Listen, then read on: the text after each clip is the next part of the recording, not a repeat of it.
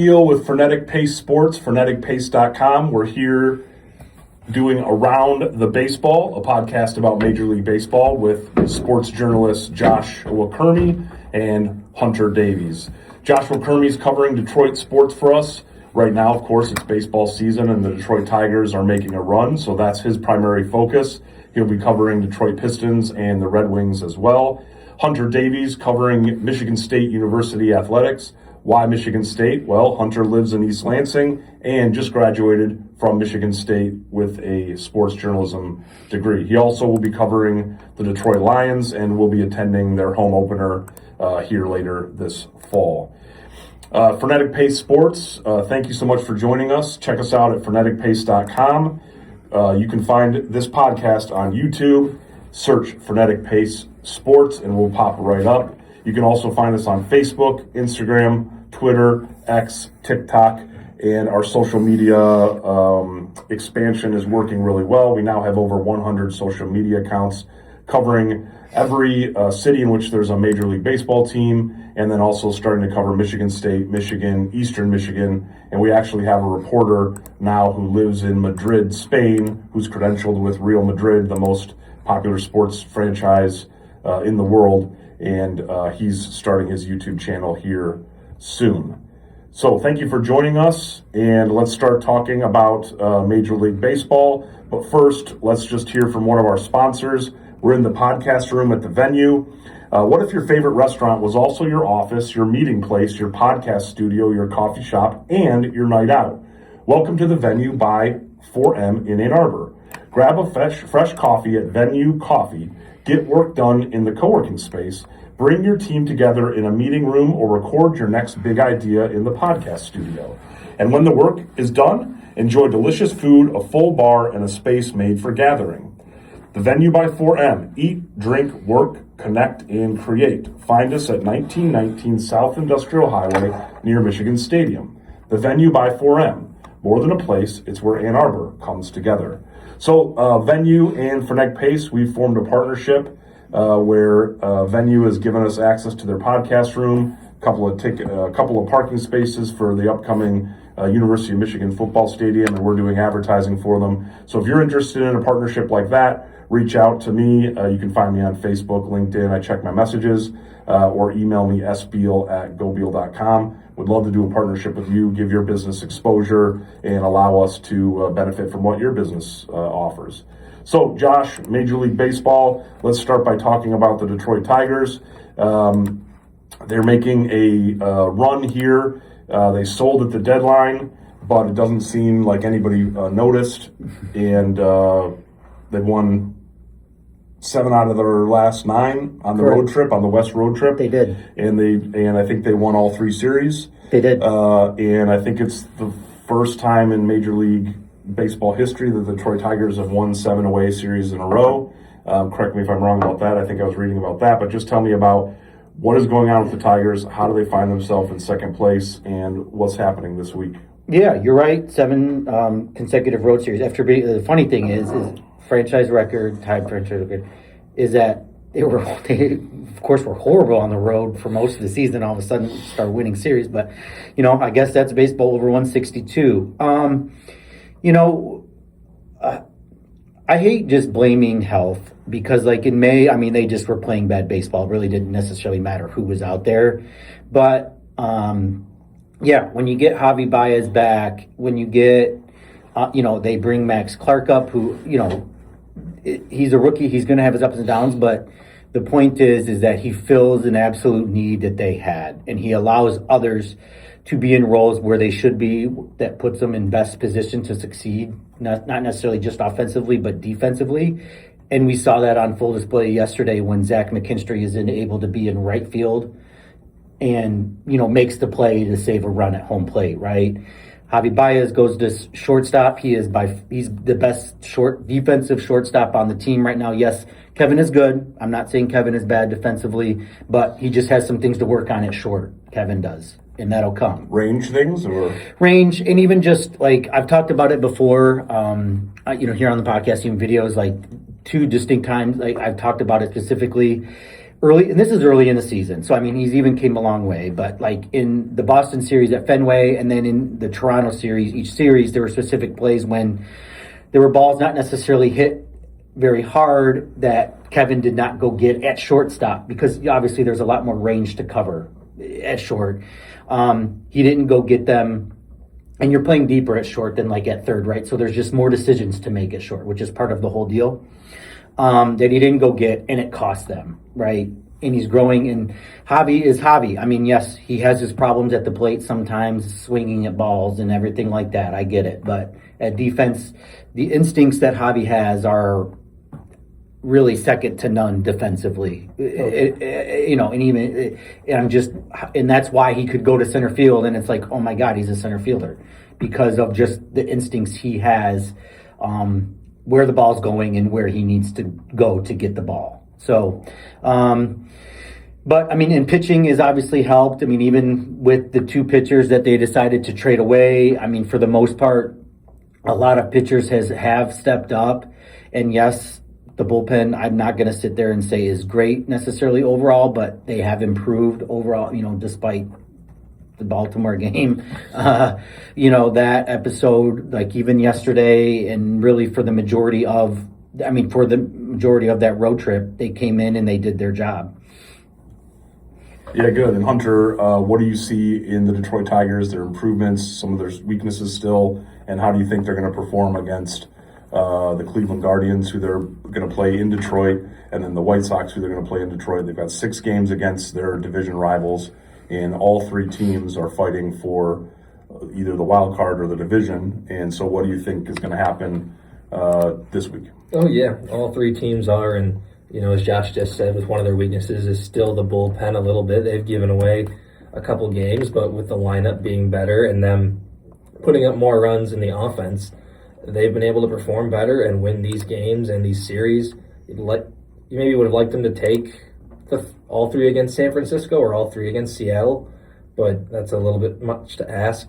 Going into the Cleveland series, we were talking about this a little before the show. It's just the pitching matchups in Cleveland when they're coming to Detroit in that series aren't too favorable for the Tigers. I mean, Tanner Bibby hasn't been great this season if you look at his stats, but the Tigers are throwing Drew Anderson in the bullpen game out there. Framber Valdez, who's been very hit or miss, as we know, this season, and then Cater Montero, who he's been really good, but he's had some struggles as of recently. And both those series are very important. They swing the pendulum, the momentum for, I think, almost the entire rest of the season. They've somehow found themselves only 1 game back of the wild card, and they are that team. There's no other teams in front of them right now. You're in front of Cleveland now. You're only behind Chicago, and this is your prime opportunity to catch them. I feel better about the White Sox series at home because you're going to have Melton, Joe, and I would think Drew Anderson again going. But the way the lineup is hitting and they're putting up runs, I still think you could win that Cleveland series because their pitchers aren't world beaters either. I think you got to feel pretty confident going into these next 6 games. Now, the Tigers are 0-7 against Cleveland. I don't remember that ever really happening since like the mid-90s when Cleveland would beat us every time, 0-7. And also, the Tigers scored 11 runs in those 7 games. So that was with a different lineup, though. And now that this lineup is looking a little bit better, how many runs do you think the Tigers can score against this team? I think at least 3 times that or double that. I mean, and also if the Tigers had scored just 10 more runs in those 11 games, how many games would they have won? Because they lost a couple of those games real tight. Exactly, and they put up 16 combined total runs in this Giants series.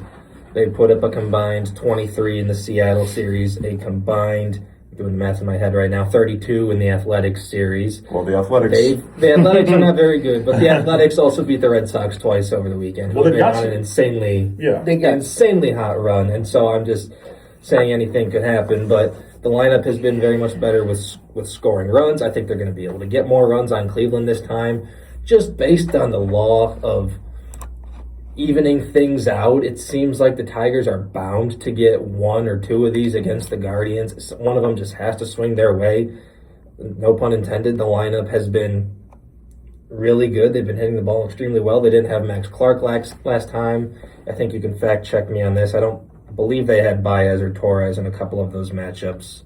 I'm going to look that up right now to make sure. Against but Cleveland? So their lineup is much better. Yeah. so first of all, just to make sure, they've played Cleveland 6 times. They're 0-6. Oh, they do six, have, no. Just so you know, they have 7 games because one game got canceled, so they had to reschedule it. Okay. They have a doubleheader coming up I mean, the Cleveland series, we were talking. I don't necessarily love the pitching matchups, and that matters. Like, if you go back, I told you guys, hey, that Wu game, Brian Wu against Seattle is going to be tough. They lose. And I told people yesterday, hey, Logan Webb is going to be a lot to handle, and he was. He won 8 innings, right? Yeah, I mean, they won, but I said, like, I know that people are getting used to, they think they're just going to score 7, 8, 9 runs a game, and, like, other teams have good pitching too, and Bybee, for whatever reason, I know if you look at his numbers, he's not that good. He handles the Tigers well for whatever reason. It just happens. Yeah. So I agree. I absolutely agree with Hunter. I mean, they're offensively in the best spot they've been in a very long time. Probably not just this season. With everyone being back, as I mentioned earlier, a few minutes ago, with Javi, he's being useful at the plate. He's hitting 281 right now.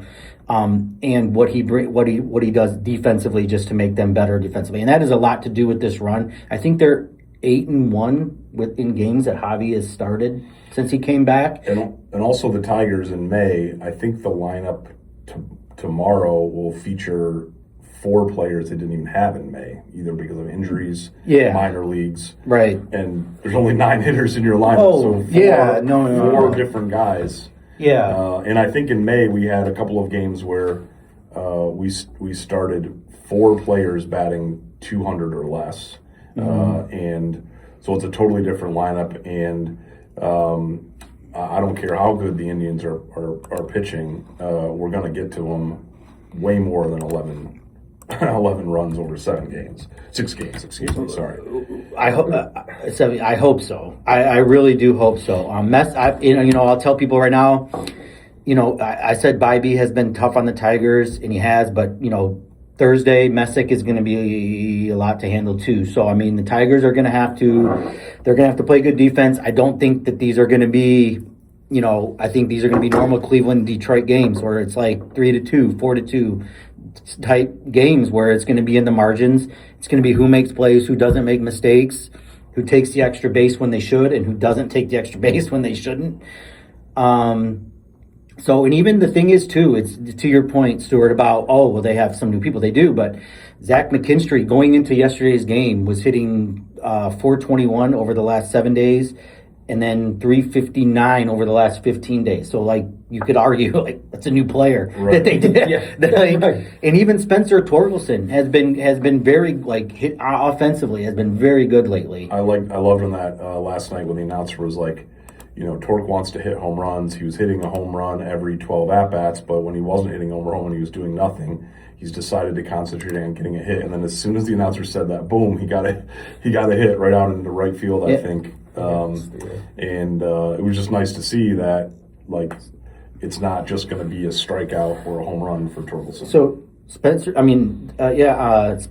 Torkelson is hitting 385 the last 15 days. Okay, that's amazing. I mean, yes, is that going to keep up? No, but what I'm saying to the point is, does he have one home run in that 15 days? I know he hit one. Let me double check. I know he hit the magical home run in the disastrous Sunday. He has 1 home run. Yeah, 385, and then even the last 30 days, 278. I mean, Spencer Torkelson hitting 278. That'd be great. And that's 4 home runs. And that's great. I mean. So that is like almost like 2 new on top of the players that they added, another 2 that you could argue that they did add as well. And last night they were talking about Torkelson's defense. They were saying that he's rated poorly as a defensive player, but I just don't see that. And then you saw the Giants first baseman make a terrible error, and the announcers were like, "Oh, the shortstop needs to make a better play." I'm like, or make a better throw. I'm like, well, Torkelson would have gotten that. Well, 49 out of 50 times. Do you remember the article I sent you about first base metrics? Yes. Remember, because people are a lot, and I told you a couple weeks ago, first base metrics are so wonky because they worry about range and all this stuff.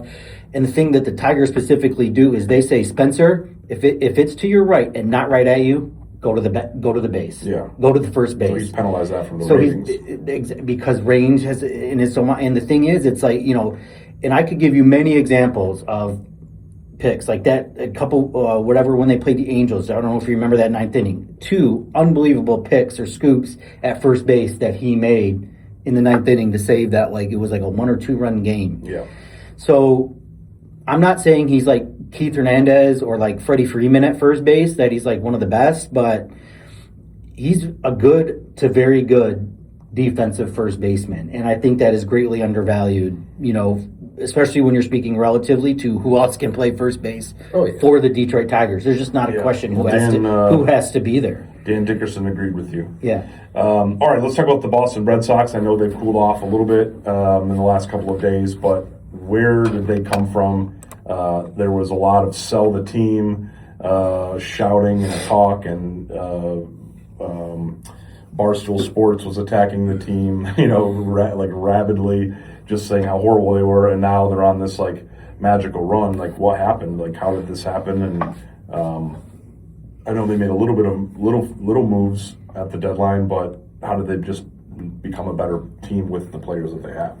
I mean, they just went from a team that was sell the team or sellers at the trade deadline to we could catch the Yankees. We might even be able to catch the Rays. And before they just lost the last 2 against the Athletics, they went on another 9+ game win streak. The teams somehow they came together to make all those wins happen. And I don't know what it was within the organization, but all those wins led to let's buy Adley Rutschman when he comes back from injury. Let's buy Curtis Mead, and he got injured as soon as they got in, but it still hasn't mattered to them. They just keep on winning these 9 games in a row, and they're going to get these players back from injury that they traded for, and they're going to get even better. It's just been an insane run by their hitters, the pitching staff. Everything's just been clicking in Boston. Excellent.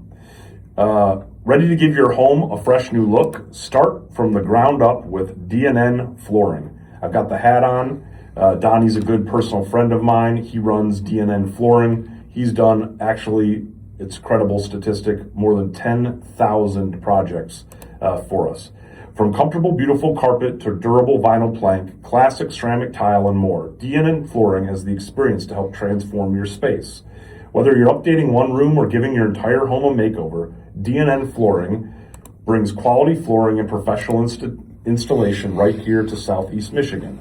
So don't just settle for the floors you don't love. Call DNN Flooring today and take the first step towards a floor you'll be proud to come home to.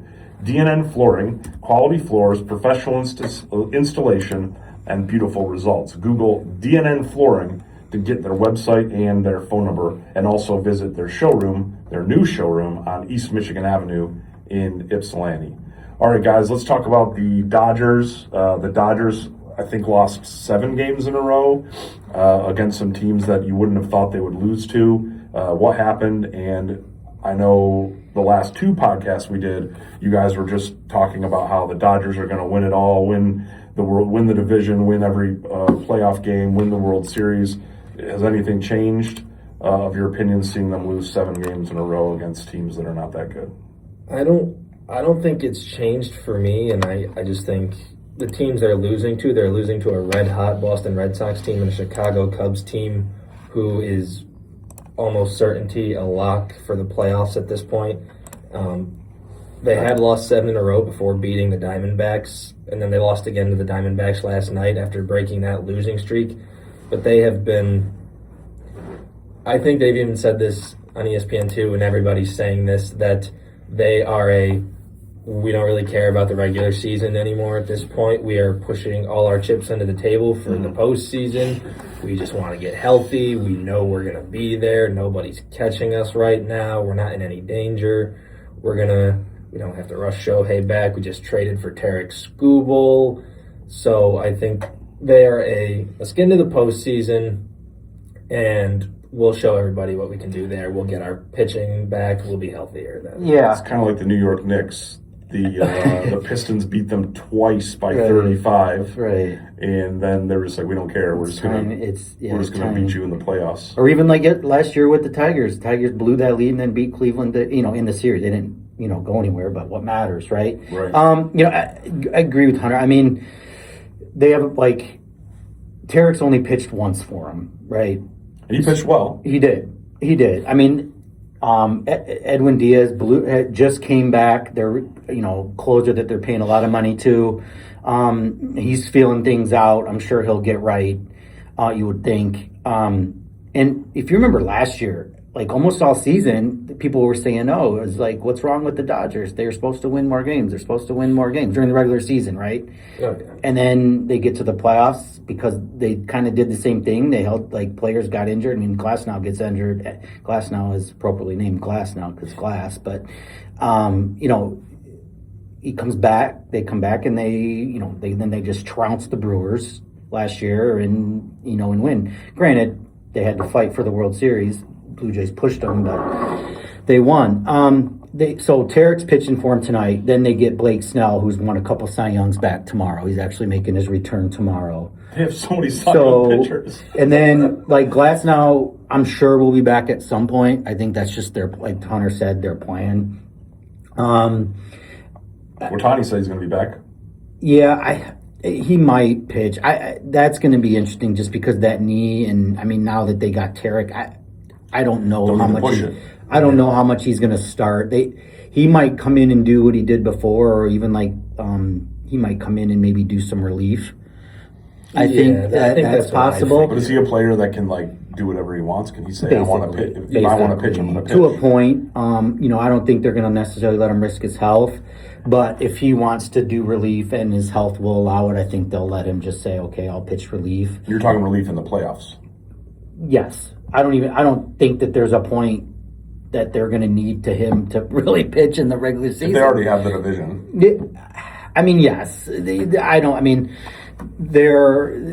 not as comfortable as it was because of the recent skid, and Arizona has been playing better. But yeah, I mean, I don't think they're blowing the lead that they have. With 5 games ish left. Yeah. So okay, good. And I know you guys are high on the Atlanta Braves. Tell me about what's going on with the Atlanta Braves. They've been playing really good baseball. Right before the Yankees series, they run I believe a 7 or 8 game win streak where they've really been pulling away from the Philadelphia Phillies, and they've been playing really good. Chris Sale, they did have a bad moment where he got ejected from that loss against the Yankees. Didn't get to finish that one, but they were able to get a game away from the Yankees, and just the 8-game win streak that they went on to pull away from the Phillies has them really in that driver's seat in the NL East, and I think they're comfortably stepping away from everybody else in that division. Yeah, good. And what's the future of the Braves in terms of are they on a multi-year run here? They have a strong farm system, young players. I just haven't been paying attention to them as much as some of the other teams. Well, I think with Atlanta, it's hard to say because they play in the conference where Milwaukee's playing really well for the past few years. The Dodgers have been on an insane run for the past few years. So can Atlanta keep up with those two teams? I believe they can, but the Dodgers have proven time and time again that they are the kings when it all is said and done. And to go on multi-year runs, to be the man, you have to beat the man, and they haven't been able to do that quite yet. And the Dodgers just keep making moves to get better and better and better, and probably most likely in baseball next year even too. Yeah. Especially if they can sign Tarek Skubal to a long-term deal.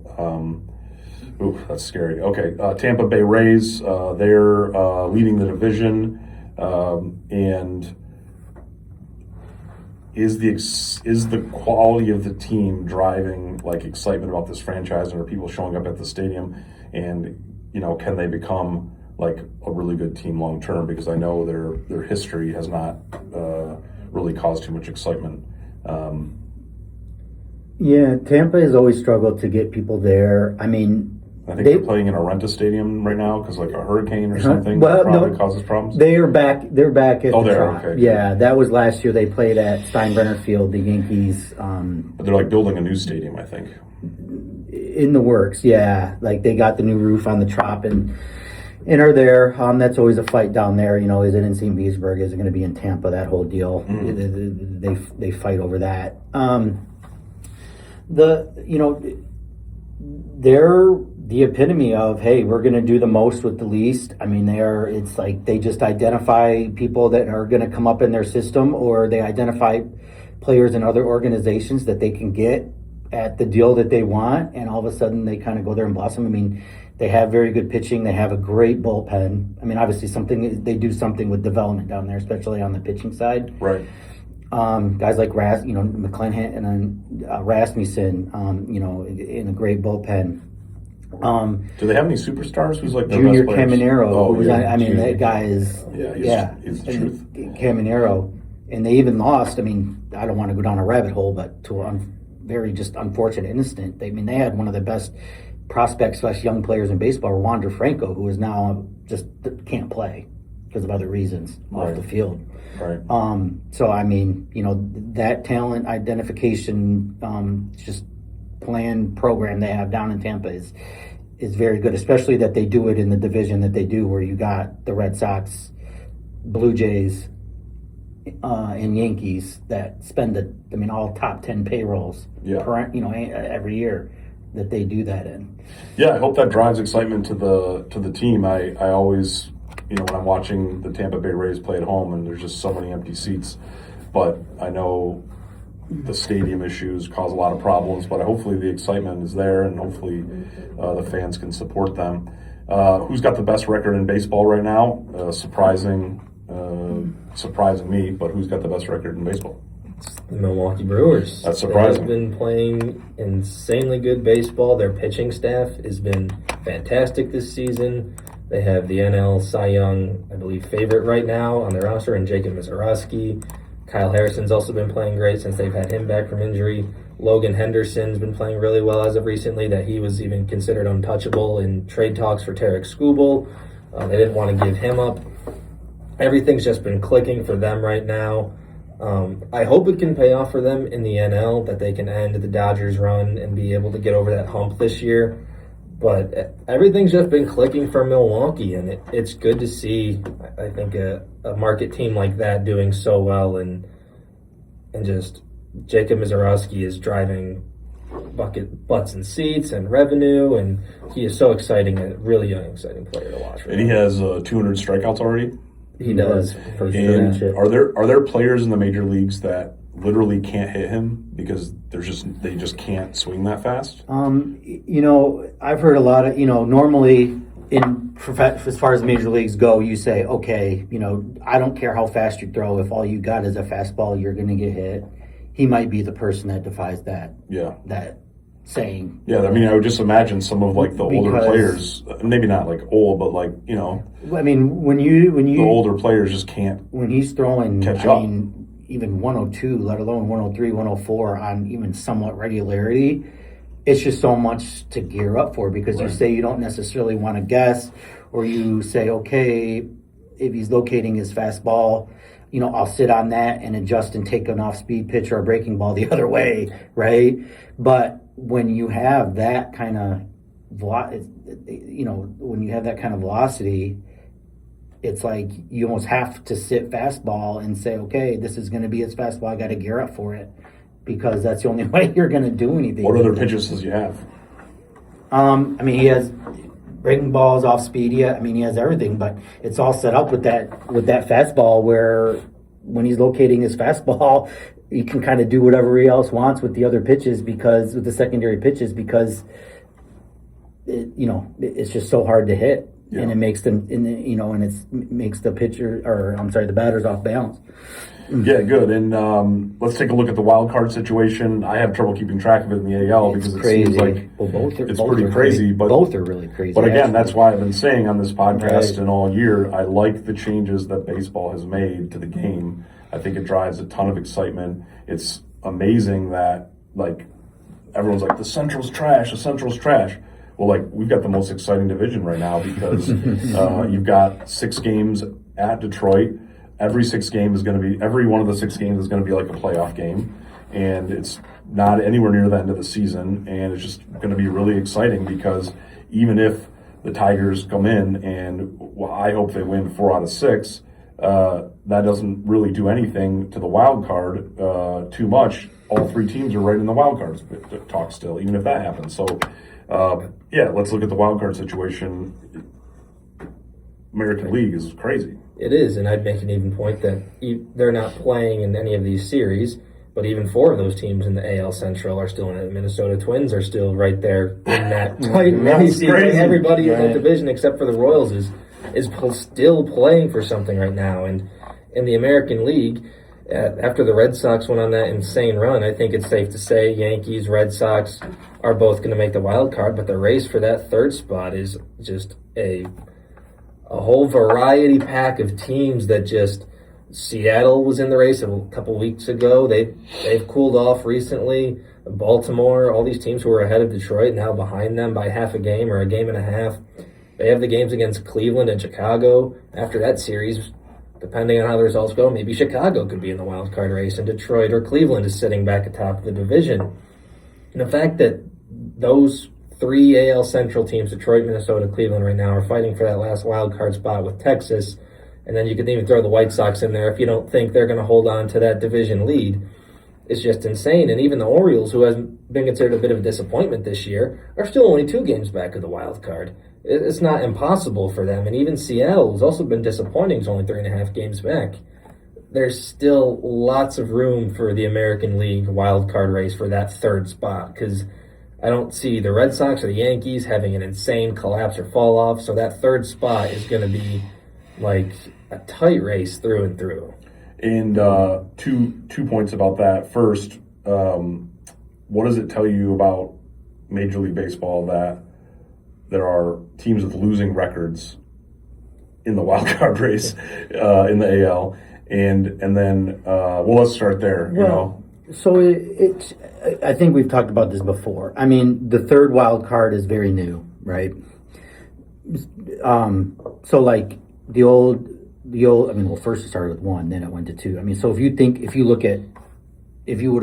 say, okay, there's only 2, then you're looking at a team. Then you're looking at these teams are basic or not out of it, but it'd be a heck of a run to catch Boston at number 2, who's 64 and 53. Yeah. Okay. So, I mean, the fact that it's a 3rd wild card has really kind of thrown a wrench into a lot, and it's had a trickle down into, like we've talked about it before as well, just how teams handle the trade deadline, right? Because, I mean, if there wasn't that 3rd wild card, I mean, a lot of teams would have, like, if you remember old trade deadlines, it's like there's a lot more selling, yeah, because a lot more out of it, and the Tigers would have been included in that.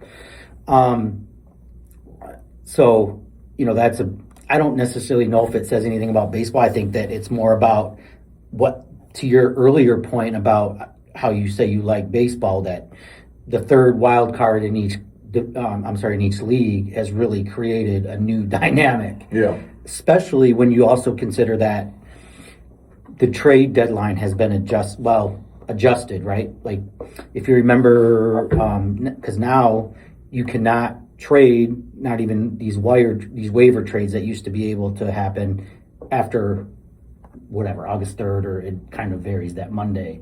Like in 2017, when Justin Verlander was traded, he was traded on August 31st. How did that? Why because they changed the rules where like you used to be able to make waiver trades with current. Now you can make trades, but it's players that are not on the MLB roster, or going to going to play. So that's just another whole dynamic that, like, think about that. Like, if the Tigers could have held on to Tarek to August 31st, do you think they would have? Yeah. Right. Yeah. So there's a lot of things that have kind of culminated to it being this way. And I think, to your point, you're saying how much you enjoy it. And I think a lot of people agree because of it keeps teams in it. And like you said, if it wasn't for this, this week wouldn't be nearly as important as it for the Detroit Tigers as it is, or I think for the Cleveland Guardians or for the Chicago White Sox. Whoever those three fan bases, right? Oh yeah. Yeah, I think one of the most exciting things about baseball right now is the young players and the players that are hitting the league and making statements right away. And I think keeping them in the playoff hunt while they're doing amazing things just like builds on the excitement, and I think it's driving a lot of new fans to the game. But I just don't want it to be like the NFL. People are like, every team makes the playoffs, like 'cause I think half the teams make the playoffs. So don't add a fourth that's like wild. that's more like the even like the NHL or even NBA, because like in the NHL, 16 of the 32 get in. All right, well, don't add a fourth wild card spot is what I'm saying. I like It used to be three. the old days in the NHL in the 80s, like 80s went back like in the 80s, there was only 20 NHL teams, 16 got in. Okay. All right. Well, don't do that. So, all right. So then, what about the NL wild card, which I've been paying less attention to, but I'm sure you guys have been paying attention. I think the NL got a little bit more interesting because a couple weeks ago, I think we were almost thinking Chicago and Philadelphia were almost locks at those top two spots, the way those two teams are playing. And Chicago, I think they're still a lock at that spot. They're in a very good spot. They just happen to play in a division with the Brewers right now. But the Diamondbacks, they caught up to the Phillies last night and even surpassed them in the standings. They have the same record. The Padres are back in the race. They bought at the trade deadline. And even though the Marlins went on a really bad losing streak, they've won 2 in a row. They're still only 3 games back to the wild card now, and I don't think Philadelphia is as safe as everyone's thought they were maybe a week or two ago, looking at these standings and looking at these teams where they were in the National League. But I don't think there's as many teams in the National League fighting for wild card spots as there is in the American League. Right. All right, good. Is your hardwood floor scratched, worn, or looking a little tired? Don't replace it, refinish it. At Functional Floors in Livonia, they specialize in existing hardwood floors, bringing them back to life, restoring their natural beauty and giving your home a fresh new look. Whether the floors are 10 years old or 100 years old, they can make them fresh and look great. If you're ready for something completely new, Functional Floors also installs hardwood, luxury vinyl, laminate, and more. From refinishing the floors you already love to installing something brand new, Functional Floors has you covered. Call Functional Floors at 313-356-3128. That's 313-356-3128, or visit functionalfloors.com to schedule your consultation. Functional Floors, no more boring flooring. All right, what do we want to talk about next? Just what's going on in each division. I know we've talked enough about the Central. I know we've talked enough about the AL East, but what's going on in the West and what's going on in the NL? In the AL West, currently every single team has a negative run differential, and the Astros, Rangers, and Mariners, the 3 that are kind of in that little race, are all on a bit of losing streaks at the moment. The Rangers only lost their last game, but they've been playing well as of recently to get back to 500 and get that 3rd wild card spot. But with the way these teams are playing, it looks like it's going to be a Texas showdown between the Astros and the Rangers for that division. The Mariners have taken a 4-game slide and have kind of seen them fizzle out of the race a little bit. There's still plenty of games left, and the division's tight like the Central, but Houston and Texas are playing the best baseball in that division. The Astros have been there, done that. The Rangers are playing some good baseball. So I see those 2 teams in the AL West. Yeah, the West is going to be a heck of a battle. The Mariners and Tigers both, it's everyone's been like waiting for them, and everyone's still saying like the Mariners are good, the Mariners are going to be good, and they're going to take that division because of their pitching and Rodriguez, Rowley, Rosarena, Naylor even, but they just haven't, and they've struggled. So they have the best run differential is negative, but they have the best run differential in the division, but they've just struggled. The offense has struggled, and at some point you got to score runs no matter how good your pitching is. We've talked about that. And Raleigh has the biggest drop-off in Major League Baseball history right now, I believe. What happened? Is it an injury, or is it a mental thing? Or there's a few things going on. There's even a few technical things that I've seen with him going on. If you look at last year, like when he's coming through, especially from the left side, his trail elbow, almost like just like you want him to golf swing or anything else, and he almost did a swing. His trail elbow was really close to his body, and there was not creating a hole in his swing. Right now, it's like there's this hole between his trail elbow and his body and his core that's really just seems to be creating a hole in his swing, or just not getting the power that he had last year. I mean, other than that, obviously he did get injured. Maybe that injury has something to do with that. It was the oblique injury, right? That's the side that he's swinging on, yeah, keeping his elbow maybe out of it a little bit. Right. So I mean, and it's tough. I mean, baseball's a hot. Man, so many people just say, "Oh, hit like I can't even." I've never been a major league player. I mean, yeah, I played through high school and all this stuff. The best to ever do this game are a 30% success rate, and even less. Like, it is immensely hard. And it is almost impossible to replicate what he did last year as a catcher. There was always going to be but I mean, it's just it's so hard. I mean, especially with how hard and what these pitchers do now. Like, you know, and it happens when you get in a rut in the middle of 162 every single day and are behind the plate. Man, it can be a tough hill to climb. And so if you can spot that without ever going to see a game, or maybe only one or two, or spot it from TV. I'm a nerd. I watch a lot, but yeah. I'm sure they've got AI models and they put all his body movements and all sorts of tests and everything. Like, they must know this better than you. Why can't he just fix that? I don't know. I mean, I could say this. I mean, I guess I'm not a professional golfer. I could say the same about my golf swing. I know there's some flaws, and I just sometimes it's like, why can't you do this? And you just don't do it. Yeah. Okay. You know, it's like these habits becomes habit. These habits creep in, and it's like, and then you. I mean, it's just repetition, and even like you think if the injury isn't 100%, it could have something to do with it, where his body isn't just allowing him to stay connected. Through his swing because of the injury, and it's just something that that is going to take time and have to rest it. But obviously, he's not going to now. I mean, they have to have him.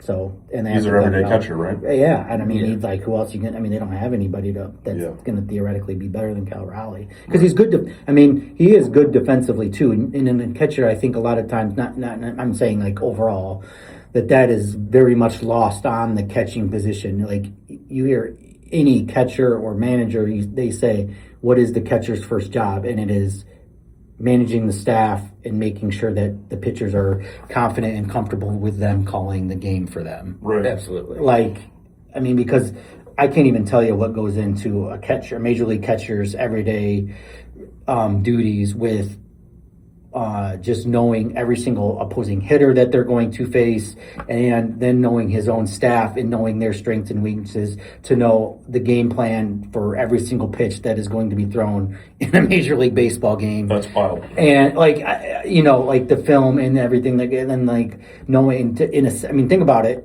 Pitch thrown, catcher, okay, because we got Julio Rodriguez up, we got Tyler Holton on the mound. This means we need to throw the slider because this, right? Like, and now they have to challenge pitches. Exactly, that goes on even more complicated. 5 to 10 seconds max it's insanity.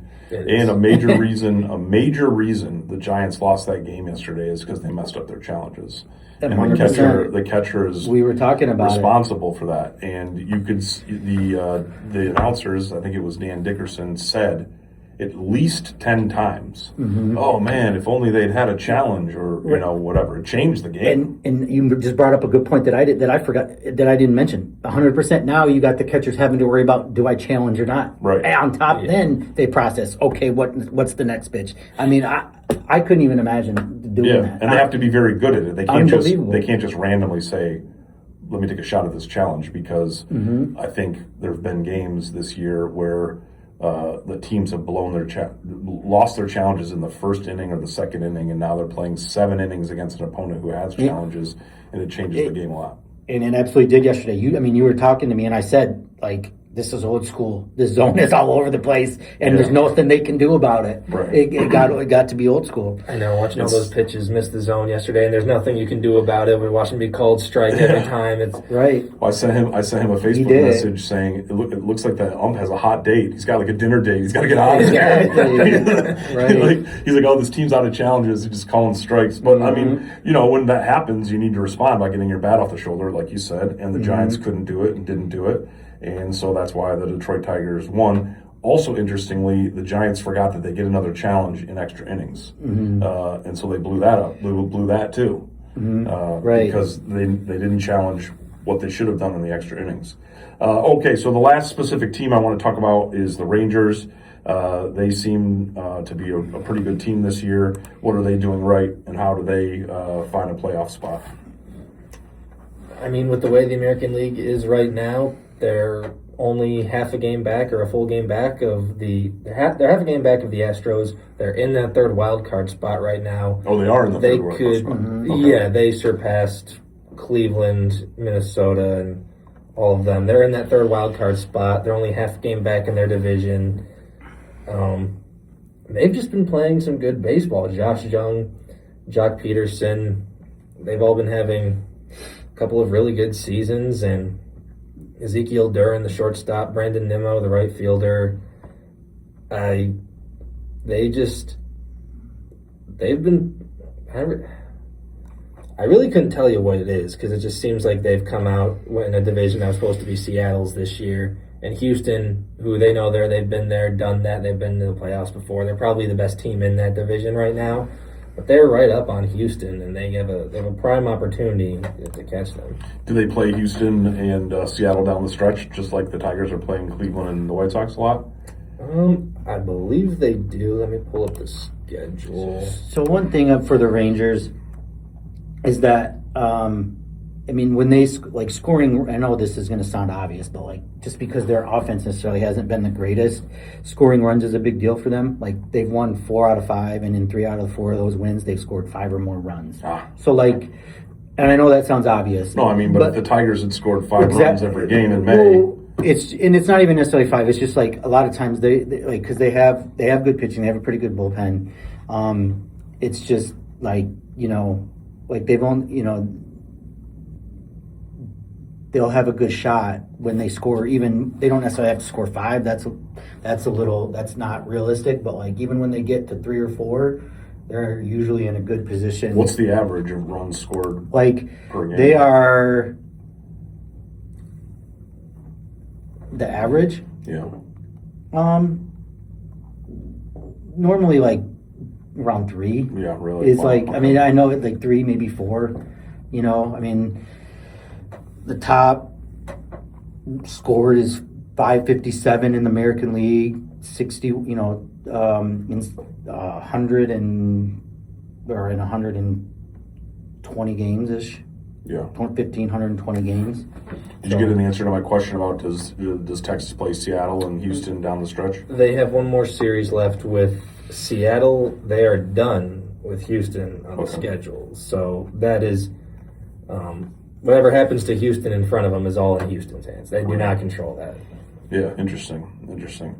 All right, well, time to wrap up around the bases with Josh and Hunter. Any final thoughts about the baseball season, guys? I know it's going to be an exciting week.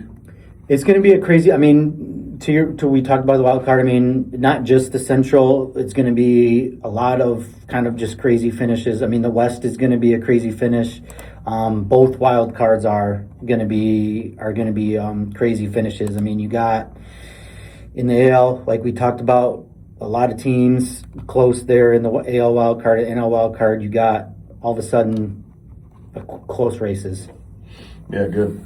And I can't believe the Tigers are in this spot after the trade deadline again. It seems like after what happened in 2024, very important week for them. What would have happened if Verlander was healthy, Job was healthy, Olsen was healthy? I don't necessarily understand what would have been. Probably leading the division by a good bit, and right. They have the best run differential in the American League, and they are not even in the playoff. I mean, not even the wild card or lead their division. every team could say that, though. To trade away that for $10,000 in an envelope, Yeah, it's crazy. So, But yeah, I know the pressure. I mean, I more get than what ever. you're saying. Yeah. I get what you're saying. There's a lot of coulda, shoulda, wouldas with the Tigers. I mean, especially when you talk about health in May. But this week, and then so in the as far as the Tigers go, this week obviously because it's Cleveland and Chicago, and they're in the dogfight with. But another series that I think is going to kind of define this, the rest of the way for them is the August 24th. That week, they got the Rays at home, and then somebody in the Dodgers come back to town. So like that, and that's at home, 6 games. Like, that's going to be they got to. I mean, yeah, I agree. 3 out of 3 would be fine. As of this second, I mean, it obviously depends on what they do this week. I also agree. I mean, you have to be realistic. Like, you can't just expect them to win every baseball game. It's hard. You're not you just not. I think they can take 4 out of 6 at home. 4 out of 6 is the goal. 5-1 would be great, right? I always say winning series. Like you hear a winning series, and yeah, that week against Tampa and the Dodgers, I'll just say that now 3-3 would be very good. So at the end of the week, if the Tigers take 4 of 6, they'll be in a very good spot. They're in the first No matter place what. in the division. It depends on what the White Sox do, because the White Sox have their own other series before then. But they'd be in a really good spot. They play regardless. Cincinnati. I think they're probably going to win that series, if not sweep. I would think that they, because Cincinnati lost some guy like I've been Hunter calling Green's the White off Sox. now. I've been calling the White Sox drop off though all year, and it's not happening. I think it can still happen. They It's haven't. hard to They predict have with struggled. young They've teams. struggled a tad. Yeah. I mean, like they're 5-5. They're 5-5 in their last 10. And that was with 2 wins in a row. They lost 4 straight last week. Like they lost 2 straight to the Red Sox, 2 straight to the Guardians. I mean, I'm not saying they've been horrible, but like they've helped a little bit. But yeah, hopefully the Reds can play well, but I'm not necessarily confident in that. But we'll see. It's going to be an exciting week. It's going to be an exciting rest of the It year. will. And that's Around the Bases. Frenetic Pace, Frenetic Base Sports, freneticpace.com. We have our store open on our website. We just made a bunch of changes to the website, so check it out. And we'll talk to you again soon.